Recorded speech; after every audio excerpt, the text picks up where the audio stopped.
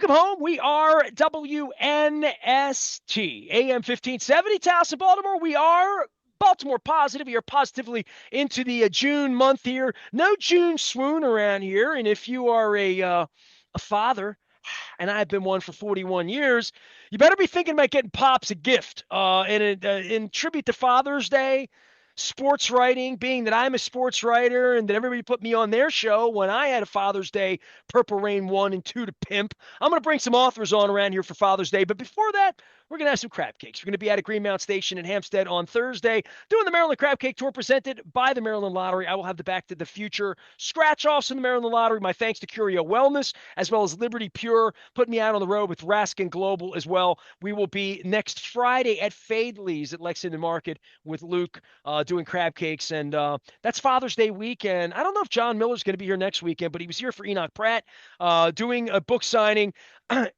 When I tell people I have John Miller on, they're like, well, the voice of the San Francisco Giants, who was picking on the Oakland A's last week, the Sacramento A's to you. This is John Miller with the H and the W, the author of The Last Manager. You're more relevant than that, John Miller, because you got brought up to me at Jim Henneman's funeral last week, and the other John Miller did not get brought up because people are reading your book, How Earl Weaver Tricked, Tormented, and Reinvented Baseball. And how are you? I feel like the book's 5 or 6 years old because you've been calling me about that long about the book. And I did the same thing with Joe Poiley. I'll promote him. I thought his Tom Maddie book had been out for years. He's like, no, it just came out last August. And I'm like, I feel like I've been talking to you for years that you made the baby, but your book's doing well, dude. A lot of people came up to me and talked to me about how much they love it. I haven't broken it yet. It's a vacation book for me, and I'm thinking maybe the islands in August for me. We got a last place baseball team here. Plenty of time on your hands to get this for Father's Day, right, John? Yeah, great to see you, Nestor. The book is out 3 months now, since March 4th. It made the New York Times bestseller list the first 2 weeks. It's been quite a journey. I have a 5-month-old son. That's pretty intense right now. And I also coach a high school baseball team. So it's been a very busy spring for me. I am going to be in Baltimore June 14th at the Babe Ruth Museum at noon doing a book reading and a signing. And I'll close by saying John Miller, the other John Miller, is my hero from when I was a little boy listening to baseball games in Belgium. My grandfather would send me audio tapes, recordings of John Miller's books, or radio. And John Miller read my book and sent me a text message, told me to call him. I called him. We talked for half an hour. A huge thrill. I love that guy. Everybody loves John Miller. You know, I get off topic, but after the whole Angelos thing, he came and did my show when he had a book to sell when he was in Philadelphia as the Giants broadcaster. And I mean, it's been 3 decades. And when you say John Miller here, they don't think of you, but they Oh, do now. And you're going to be at the Bay. So, I mean, I'm doing the show at Fadley's on that Friday. Open invitation to get a delicious crab cake. Come down. It's a baseball weekend. The Angels in town, like all of that. Last place baseball and how much this sucks. You know what I mean? For all of us who wanted more. But I would just say this: it's really a tribute to Earl Weaver, how hard it is to do what Earl Weaver did, what the old Orioles did, and this is a challenge to Mr. Rubenstein and Katie Griggs and Mike Elias and all of that, because you can draft up the Adley Rutschmans and the Gunnar Hendersons and like all of that, but turning it in to Frank and Brooks and Boog and Louie and Palmer, and then turning that into Belanger and Gritch and Baylor, and then turning that into the Cincy's and then Eddie Murray and then like it's really hard to do. And you get books written about you when you've done it for as long as Earl Weaver did it. And now, all these years later, a guy like you comes along and says, what made Earl tick?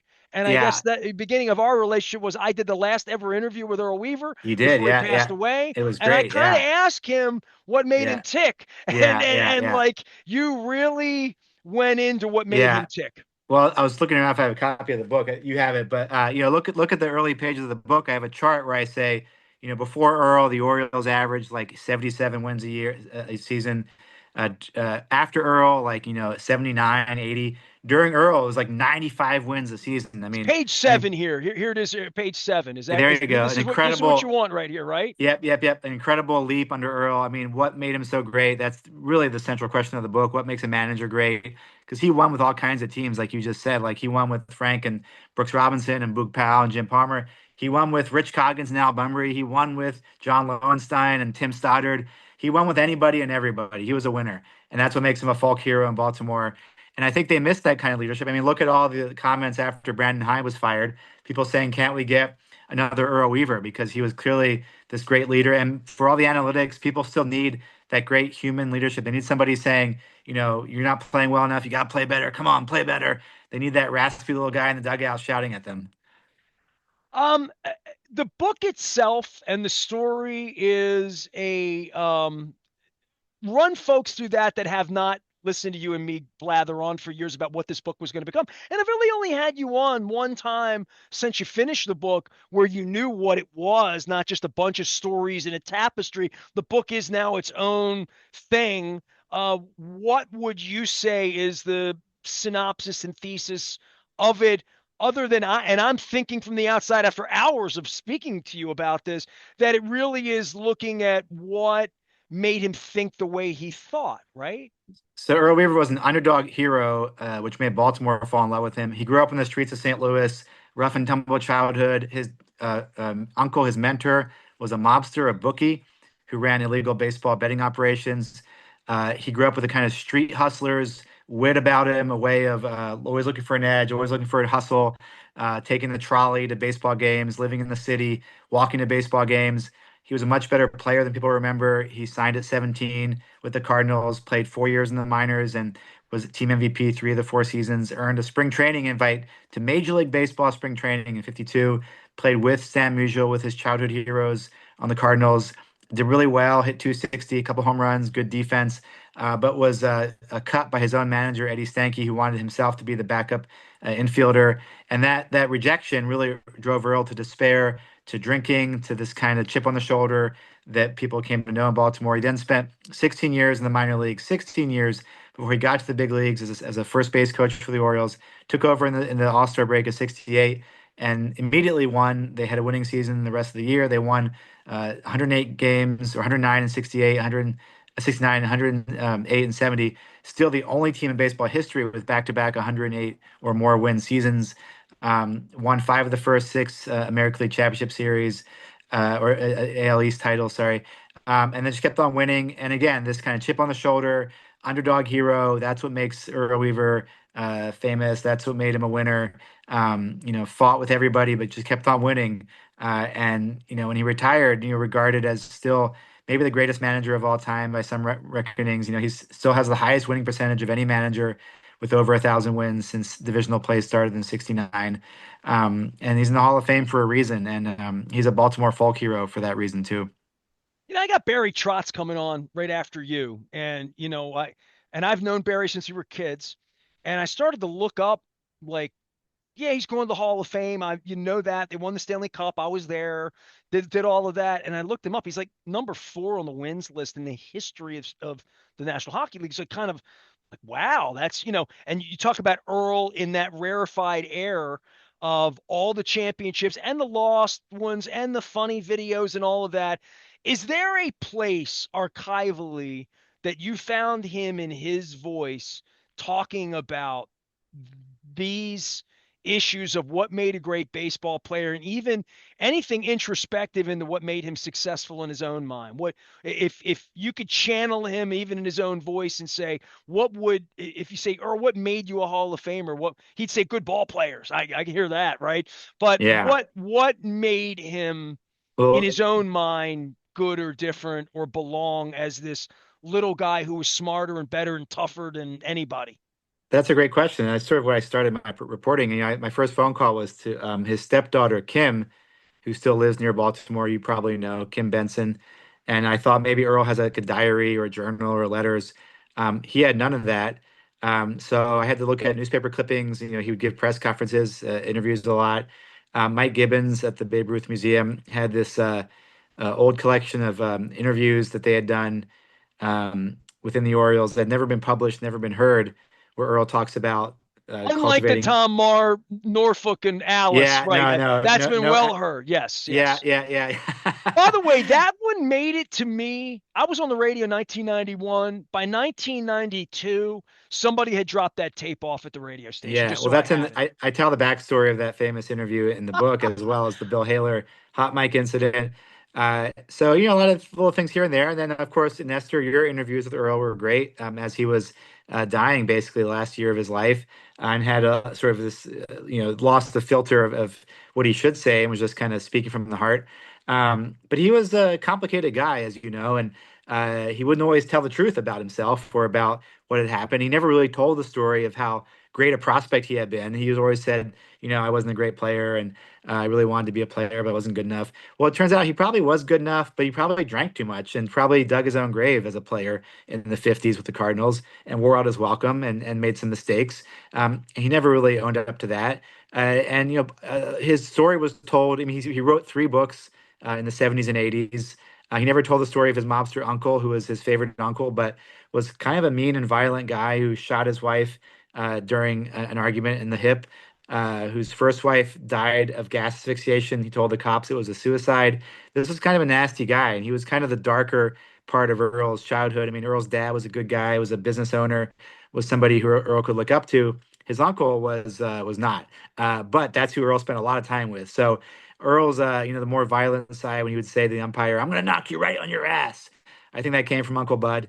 And Earl never really revealed that. That was something for me to dig up in newspaper clippings and family interviews and to tell the story that he was not willing to tell Why are you obsessed with Earl Weaver and writing this?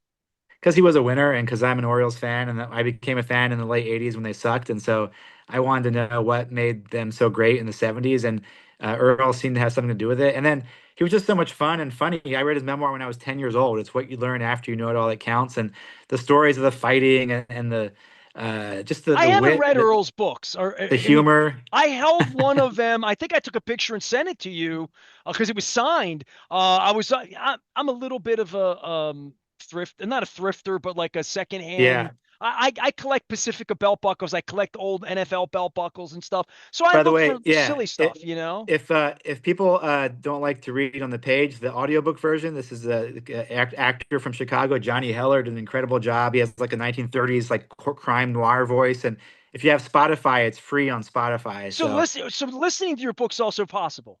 it's incredible. Yeah, it's a great audiobook. Yeah, and so if you have Spotify, just put it on your car trip, listen to The Last Manager. You don't have to pay anything extra, and it's also Audible, whatever, however So it's people a listen to. podcast Uh, essentially. It's a It's a podcast podcast, story. exactly. Yeah, yeah, yeah. So Well, you can do it. but these other books that were written by him or co-written, they're a little like of the air, like of the era. They're not like the same. It's not Boughton and Ball Four, right? No, he's not confessional. I guess he tells stories about he corked his own bats, but it was only like in the Playboy interview, he talks about how the Orioles used amphetamines in the 70s. And in his books, he doesn't talk about, so there's a famous Playboy interview with Earl from 83. And there he dishes a little more. But in the memoirs, no, he's mostly about baseball strategy and about his own apprenticeship in the minor leagues and his own baseball philosophies. Would Earl hate the book? Earl's, this is, answer that question with a story, which is I got to know Earl's family. His grandson in St. Louis is a character who goes by Clownvis. You would love him, Nestor. He's a singer. His act is half clown, half Elvis impersonator. And so I went to a Clownvis show with Earl's daughter. And by the way, Clownvis was on America's Got Talent and got into a shouting match with Pierce Morgan, one of the judges, and was kicked off the stage. And he was, yelling at Pierce Morgan. And when Earl died, Clownvis wrote this piece saying, "I was channeling you, Grandpa, and how you used to fight with umpires." So Earl's daughter Terry and I were at this Clownvis show at this club in St. Louis in February 2023, and we were both having a few drinks. And at one point, Earl's daughter turns to me and she jabs me in the chest, and she's like, "I've been thinking about what my dad would think about what you're doing with your book." And I thought, oh my God, she's gonna this is Earl's a ghost gonna talk to me here. And I said, okay, Terry, what would he say? And she said, I think he would say, if you feel that this is something that you need to do for you, then you go ahead and do it, but you just make sure that it's good. And I was like, oh my God, Earl, even from the grave, is pushing people to be better, is coaching me to be a better writer. That's the power of Earl Weaver's, obsession with quality and his coaching. And so I think he would respect the work that went into the book. I think he cared about quality, and I think he cared about hard work. And I think he would respect that I did my best and that it turned out to be a pretty good book. I miss Earl. So the fact that you have this book and it will be a gift to me at some point, you'll see my toes in the book in blue water and hopefully some sand because I don't really do pools so much. I don't like sand, but I like beaches.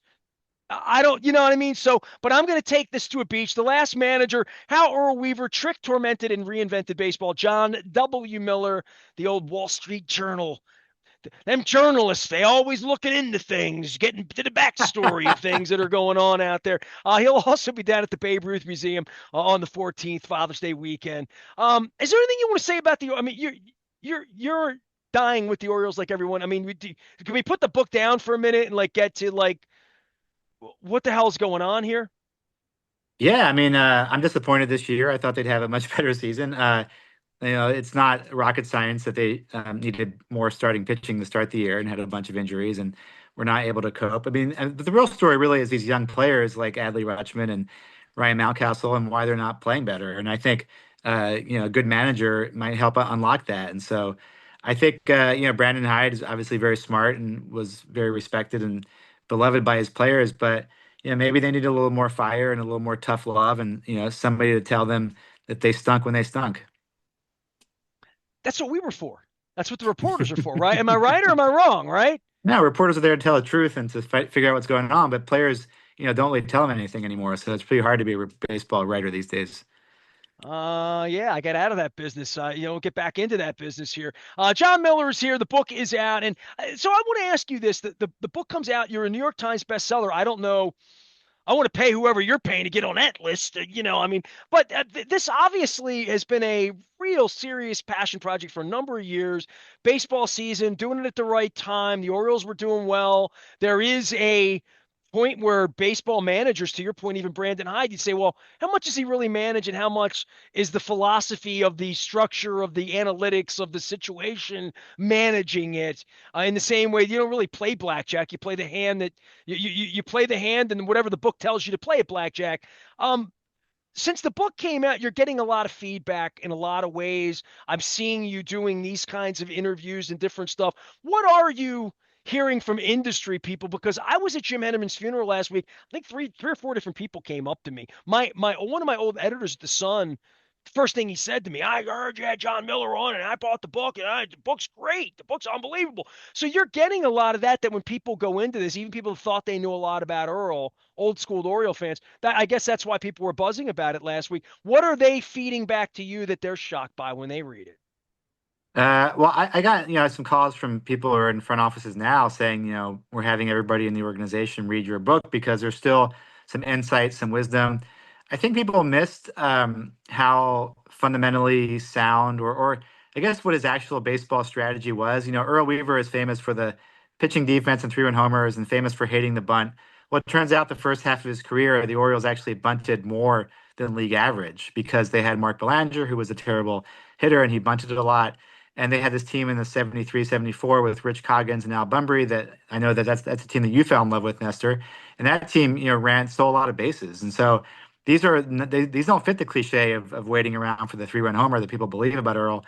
My book really makes clear that he was a lot more nuanced about baseball strategy than people give him credit for. Particularly, it comes to throwing strikes. I mean, he really believed in throwing the ball down the middle and the ball probably ended up on the corners anyway, and then changing speeds. And that's kind of where baseball philosophy is today. And so he was very much a prophet ahead of his time. And I think his leadership qualities are qualities that still carry over today. That he was a great leader of men because he really cared about the things that mattered, and that's what leadership is. And he didn't hold grudges. And even if he was kind of a mess, and he struggled with alcohol, and he would pass out in the lobbies of hotels and be picked up by his players. And even though they had to deal with that, the next day he was always there, ready for the game, and he really cared about the outcome of the game. Mike Flanagan said he made you feel like the game was important. And I think that's what a great leader does. Makes you feel like your work is important, And that's why the Orioles played so well under him, because he gave every game this sense of importance of motivation for the players to do the best because the games mattered.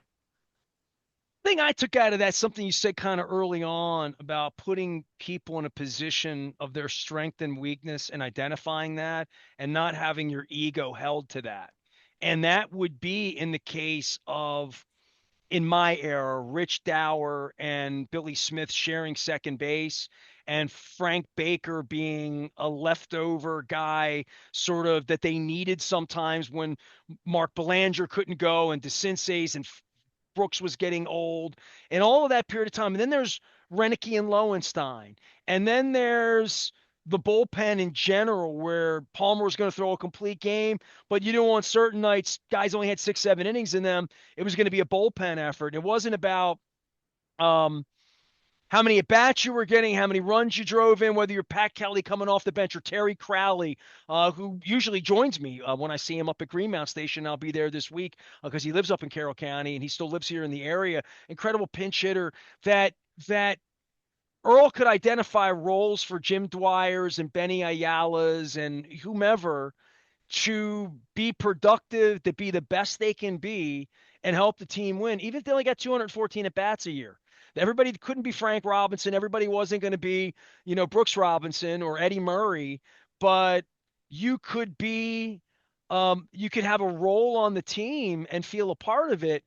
I guess as a kid, I felt that, but managing all of this in an era where you're managing money and salaries and egos and free agency, and it's a lot more complicated.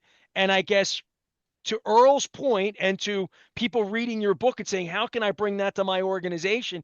He held it together over 2 decades in a way where the Mike Elias era here is sort of teetering in modern day baseball.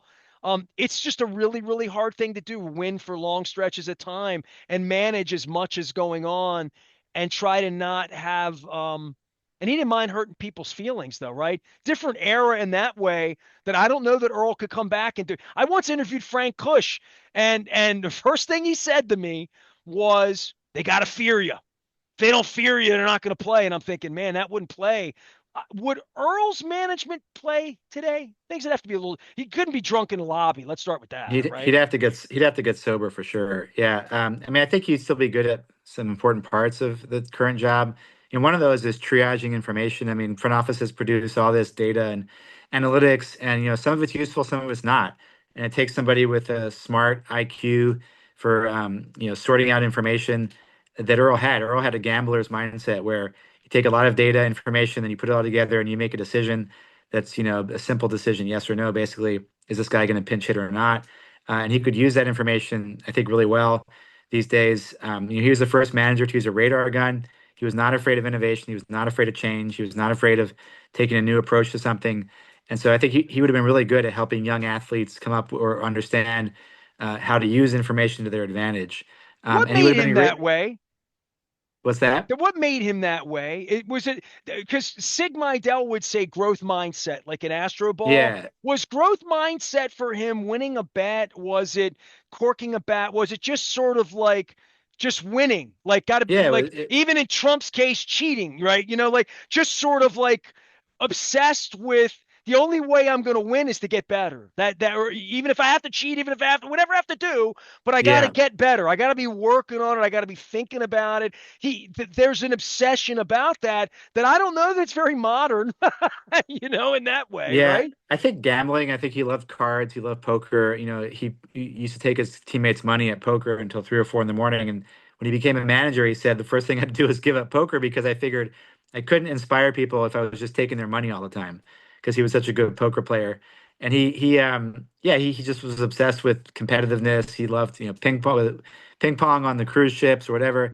He just loved to win. And he also, in his younger days, he cheated. He had cork bats in the minor leagues. He had Pat Santarone experiment with putting mercury in bats to see if that could give the Orioles an advantage. And the Orioles were never caught cheating under Earl, but Pat Santarone did experiment with cork bats at Earl's orders. So, yeah, always looking for an edge, always looking for a way to beat you, to hustle you, to take your money. And you're right, it is kind of old fashioned, but that's the culture he grew up in. I mean, but now you have like DraftKings and FanDuel, you know, taking people's money out in the open, I mean, I would submit to you that they're probably not any better. On our next conversation, John Miller will join us about whether Pete Rose should be in the Hall of Fame or not. John Miller's book is out. It is there's been a lot of advance praise. George Will, Ken Burns, you got some didn't ask me for a cover. But at least I feel like I contributed in some way, and I am indebted to not just Earl for spending time with me, but Dick Gordon, who was also Luis Aparicio's agent, as well as Tiant and Yastrzemski and a whole bunch of other people as well. Dick set up that last interview with Earl Weaver. If you want to see me and Earl and my wife holding a camera down at the Harbor Court Hotel on the weekend of the final statues, it was late in that summer. It was like in August, and Earl gave me 10 minutes. It turned into a half an hour, and it turned into my relationship with John Miller and his obsession with this crazy book. Go get it for Father's Day or there or after. How Earl Weaver tricked, tormented, and reinvented baseball. I, I honestly, man, I've been doing this a long time. I have not had a lot of authors come on over the course of time like you that we've genesis this relationship from Pittsburgh to here as you've birthed this book. But how many people have come up to me and told me how universally they've loved the book? And so I'm really happy for you. I'm thrilled for you. I hope a million people buy it. Thank you. And this is fun coming down to Baltimore and like BSing with people, even though the team's in last place. But there Yeah. is a guiding light here to say what it could look like, right? This is what it should look Yeah, like, yeah. right? And I'm not giving up hope on the Mike Elias Orioles. I think they can still turn it around. Maybe not this year, but they still have a lot of talent. Any fact that Elias is reading the book here and trying to channel his inner Earl or no? I was in touch with Sig Medow in reporting. I don't know. I imagine that they've all at least looked at it. We've sent copies to David Rubenstein, and he's a Simon and Schuster author too, and I'm sure they've looked at it. Yeah.